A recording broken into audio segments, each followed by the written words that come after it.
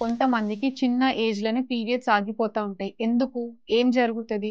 ఇది pre menopause stage అని పిలుస్తారు. ఇది ఏజ్‌తో మాత్రం సంబంధం లేదు. మన life style, food habits, stress, hormone balance అన్నీ గూడా మేజర్ రోల్ ప్లే చేస్తుంటాయి. నార్మల్‌గా మెనోపాజ్ 45 నుండి 55 ఇయర్స్ మధ్యలో వస్తుంది. కానీ కొంతమందికి ఎర్లీ 30స్ ఆర్ ఎర్లీ 40స్‌లోనే పీరియడ్ స్టాప్ అయిపోతుంది. రీజన్ ఏంది? ఓవరీస్ ఈస్ట్రోజన్ హార్మోన్‌ని తక్కువగా ప్రొడ్యూస్ చేస్తుంది. మెయిన్ కాజ్ ఏంటంటే ఓవరీస్ పైన ఆపరేషన్ చేసిన history, chemotherapy or radiation therapy, excess smoking, alcohol, hereditary factors, autoimmune diseases వీటి వల్ల ఈస్ట్రోజన్ లెవెల్స్ తగ్గిపోయి పీరియడ్ సడన్‌గా ఆగిపోయే ఛాన్స్ ఉంది. సింప్టమ్స్ క్లియర్‌గా కనిపిస్తా ఉంటాయి. Sudden heat flashes, body heat అయిపోతా ఉంటది.